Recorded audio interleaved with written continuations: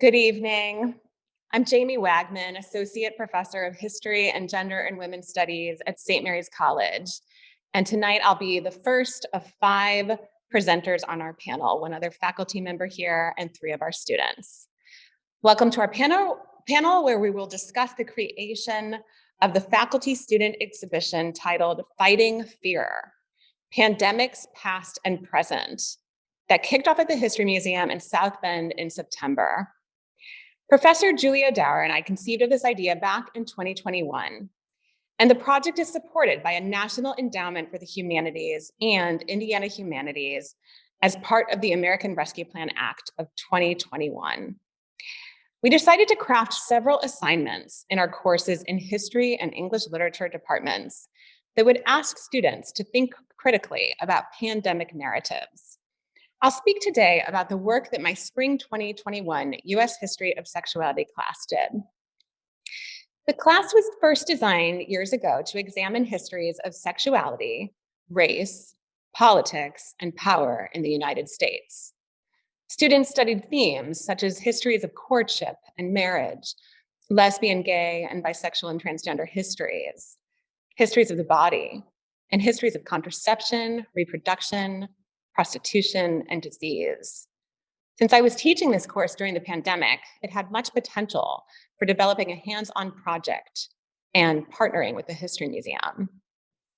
To prepare for student research on pandemic histories, I had pulled archival documents from several archives for students prior to the course.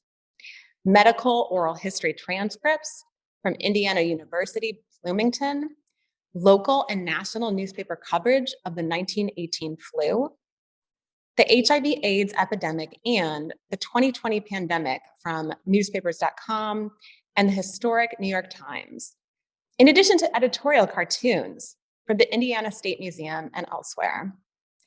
I also pulled scholarly secondary sources by historians for students to review and placed everything in Google folders so they could work in groups and have easy access to relevant materials. The class of 15 students, a range of first year to senior students, worked together to research and write panels about these specific pandemic histories. Throughout the semester, they expressed shock that there were so many parallels between the 1918 flu and the pandemic that they themselves were living through, from the kinds of messaging and similar methods like social distancing and masking that people embraced. They also expressed horror at learning about the homophobia that accompanied the HIV/AIDS epidemic in the 80s and 90s, histories that they hadn't learned about much prior to this point in their education. They explained that they gained a lot of empathy and insight of activist movements and public health education. And they also learned a lot about doing public history, from beginning preliminary research to the end product. They were delighted to see photographs of the exhibit that Professor Dauer and I shared of the exhibit the day before it kicked off. And many will list their experience on their resume and speak of it when they apply for future history internships and jobs. The students all presented their ideas about the research by the end of the semester. And many expressed excitement about working toward an end goal of a museum exhibition, which was quite new for them. We consistently brainstormed in class throughout the term ways to create content that was both informative and engaging for viewers. And one student found several objects on eBay that we wound up purchasing for the exhibit, such as vials of syrups and medications that were advertised during the 1918 flu as quick fixes. We kept thinking about ways that future patrons would engage with text and objects throughout the term. Finally, I am grateful for being able to work with Indiana Humanities, my colleague Julia Dauer at St. Mary's, our wonderful students, and the staff at History Museum to bring this exhibition to South Bend residents. Our students learned so much about archival research and writing, analyzing the past, and doing history, instead of simply reading passively about it. Thank you. Good evening. My name is Julia Dauer, and I'm an assistant professor of English at St. Mary's College.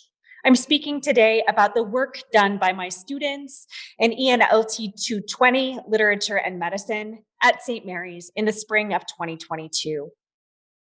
Literature and Medicine is a class focused on the ways literature can help us understand experiences of health, illness, and healthcare. We ask specifically how literary works represent or intervene in medical contexts, and how literary representations of medical topics intersect with gender, sexuality, race, and class. The course features an extended unit on contagion and cure, in which students read many narratives about real and fictional illnesses and learn about some of the major shared features of narratives about mass illness. Students read about real, historical, and contemporary illnesses in texts including Richard Allen and Absalom Jones's account of the experiences of Black nurses during the 1793 yellow fever epidemic in Philadelphia, as well as the novelist Catherine Ann Porter's novella Pale Horse, Pale Rider, which was published in 1939 and draws on Porter's own experience of illness during the 1918 flu pandemic. We also read the artist and activist David Wojnarowicz's writing about the HIV/AIDS crisis of the 1980s. In addition to these accounts of real illness, students read texts about fictional illnesses, including Edgar Allan Poe's fictional story about a mysterious cholera-like plague in The Masque of the Red Death, Octavia Butler's short story Speech Sounds about a fictional illness that alters people's relationships to language, and Ling Ma's 2018 novel Severance, which describes the arrival of a fictional illness that bears some striking similarities to COVID-19. At the end of this unit, all students in ENLT 220 wrote reflective essays connecting their experiences reading about real and fictional pandemics to COVID-19. Students made precise connections between moments in the text we'd read and their own observations about and knowledge of the current pandemic.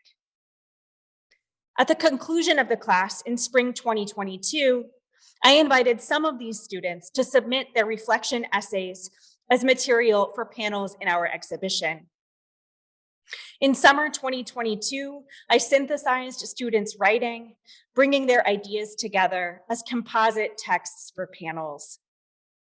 The result is a series of panels that reflect on the ways literary writers represent mass illness and what we can take from their representations to better understand historical and contemporary experiences of epidemics and pandemics.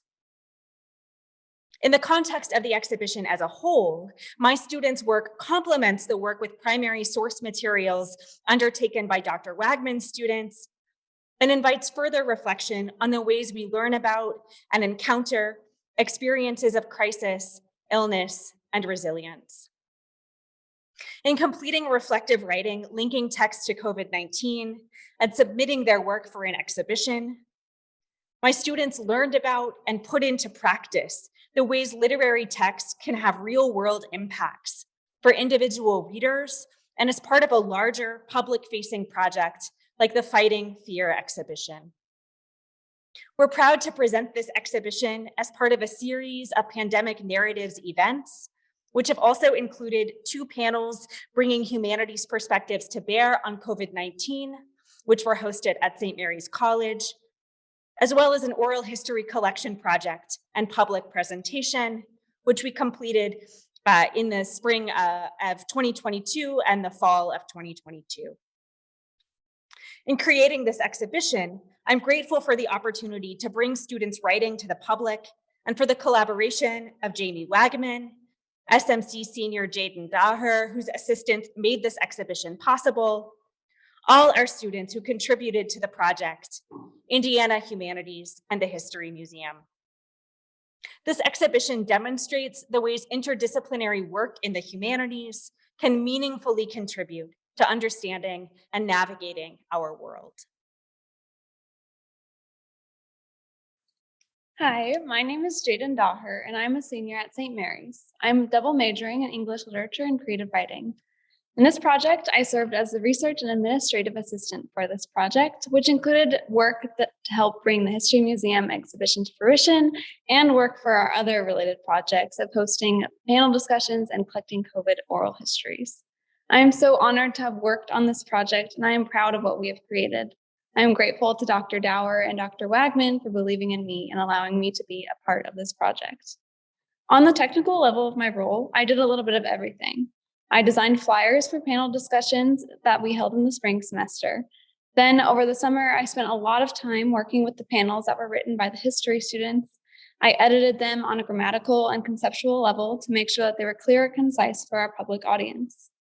This was one of my favorite jobs to do because I love editing, and I hope to one day work as an editor for a publishing company. I am currently the senior editor of Chimes, the St. Mary's literary magazine, and I helped edit and fact check SMC alum Adriana Trigiani's latest novel, The Good Left Undone, when I worked as an intern for her last summer. Working on The Good Left Undone was helpful for this project because it is a historical fiction novel, but based on a true event of World War II. So when it came time to fact check the panels for the exhibit, I was prepared to do some digging. It was pretty time consuming, but it was so interesting to go back and read old newspaper articles from online databases. Just watching how writing styles change over time is so fascinating. I remember reading one of the old New York Times articles about protecting yourself from influenza, and it talked about how the practice of kissing should be stopped, except for when it is indispensable to happiness. Articles these days would never write something like that. While it was fun to read these articles, at times it was pretty rigorous to fact check all the details, especially with the 1918 influenza, because it was the first pandemic to happen with more accessible media sources, like the New York Times. So a lot was reported, and sometimes even falsely reported, and it took an extra layer of digging to get to a factual source. But because I knew these pieces were heading to a history museum, I knew it was important to get these facts correct. This is a piece of retelling history, and I'm glad we took the time to retell it right. Once that work was done, I worked on the other side of this project, which was collecting oral histories for the archives of South Bend. Interviews were conducted with locals to document what the pandemic was like in South Bend. And from these interviews, I helped curate short audio clips that were then put into a presentation for our listening session events, which were held at St. Mary's and the Civil Rights Heritage Center. These sessions were very moving because getting to listen to these oral histories really makes this moment in history that we have lived through and are living through come to life once again. I loved getting to work with these interviews because now that I've gone to school in South Bend for almost 4 years, it feels like a second home. And hearing people's experiences of COVID-19 in South Bend was emotionally impactful in a whole new and personable way. Through working with aspects of this entire project, I got a bird's eye view of everything from beginning to end. Watching this project come to fruition after seeing it in its early stages has been really exciting to witness. I have always had a love for the humanities, and this project certainly reminds me why. The COVID pandemic seems to be such a blur, but with this project, we were able to spend lots of time unpacking this emotional blur and remind ourselves what we as humanity went through. From losing loved ones over FaceTime to being apart from family members for extended periods of time to cleaning our groceries before bringing them in the house. We endured so much during 2020 and beyond, but we went through it together, and we have made it through to this new normal together. So many of our interviewee stories were vastly different from one another, but the emotion and the fear and the hope rang clear through every one. COVID impacted us all, and this project solidifies what that looked like for many people. I think that by looking at the past, like we have in this project, we are not only fighting fears about pandemics, but we are also signifying hope for the future. Certainly, there is always more to be done in terms of rectifying the divisions that come along with pandemics, like the hate against the LGBTQ plus communities during the AIDS crisis, or the many political divisions that came out during COVID. But through projects like this, we are choosing to focus on the solidarity that came out of this isolation and the way that pandemics can serve as an emotional reset for humanity. Like when people started painting rocks during the thick of quarantine just to bring a smile to someone's face. Or when we continued to show up for one another, only celebrating in a car line instead of in a living room. Even though the pandemic was emotionally exhausting and heavy, it was a reset that reminded us how to take care of one another across new boundaries. Examining pandemics, both past and now, helps to cultivate caring communities that set us up for a better future. We know now, better than ever, how to care for one another. I'm so honored to have been a part of this examination and to have witnessed the way in which the humanities can carry us through such difficult times. Thank you. Hello, I am Mary Elsinger, a senior at St. Mary's College studying history and global studies. As a student of Dr. Wagman, I contributed to panels 2, 3, and 4 of the exhibit on the topics of early framing of the influenza pandemic in 1918, how people internationally and nationally learned about the influenza pandemic, and daily life during the 1918 influenza pandemic. While working on this project, I learned the importance of making public history accessible, meaning making the information available for people to learn and understand. First, accessibility of the knowledge surrounding pandemic history is essential. In the past couple of years, we've experienced a COVID-19 pandemic which initially appeared as a unique experience that provoked fear from people across the globe. Having participated in this project, I've learned that the COVID-19 pandemic was not the first of its kind, but rather one of several pandemic outbreaks in our recent history. Reflecting upon the reactions and behaviors of people who lived through the 1918 influenza pandemic, comparisons can be drawn between the reactions and behaviors of current people who experienced the 2020 COVID-19 pandemic. Access to this information from past pandemic experiences can reduce fear surrounding outbreaks and can provide clarity for how to proceed as a society based on what worked and what did not work for our predecessors. Additionally, accessibility played a role in the design and linguistics of this project. The exhibit is meant for people of all ages to appreciate and learn about pandemic history. Time was placed into curating appropriate and clear language to be used for the understanding of a large audience, including children. Curating the exhibit to be digestible for all ages was important for the sake of reducing fear surrounding the COVID-19 pandemic, especially for younger audiences. It was vital for this project to inform audiences of the reoccurrence of pandemics in global history and to show the reactions today towards the COVID-19 pandemic are very similar to the reactions of people during past pandemics. It is a great honor to be allowed to participate in this preservation and presentation of public history. As a history major who's invested in museums and archives, I understand of the value of making knowledge accessible. A significant piece for myself was the integration of the stories of individuals into pandemic history. Shifting pandemic history to include individual people and experiences is the purpose of this public history project. Individuals often get erased from history with the larger themes being maintained and taught to audiences, but history is a collection of human experiences. Therefore, for this project, it was vital for us to provide space for the voices of people who lived through pandemics. As a person invested in archives, I know that protection of these voices has not always been a priority, resulting in many voices being silenced because of a lack of preservation. Maintaining the importance of public history is a key way to protect voices who would have otherwise been erased. Hi, my name is McClellan, and I am currently a sophomore majoring in history at St. Mary's College. My contribution was the portion involving the effects of media coverage of the COVID-19 pandemic in the South Bend area. While working on this, I found it interesting to work with sources handling a pandemic that is current and has directly affected me in multiple ways, as I had been one of the students who attended my high school classes virtually, worked a job where I often handed out masks and disinfectant wipes while everyone quarantined, and I even had COVID while finishing my contribution to this project.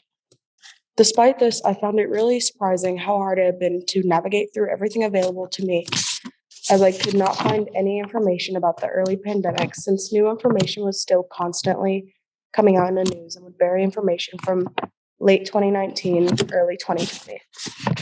It really made me realize just how constantly history is being made and recorded.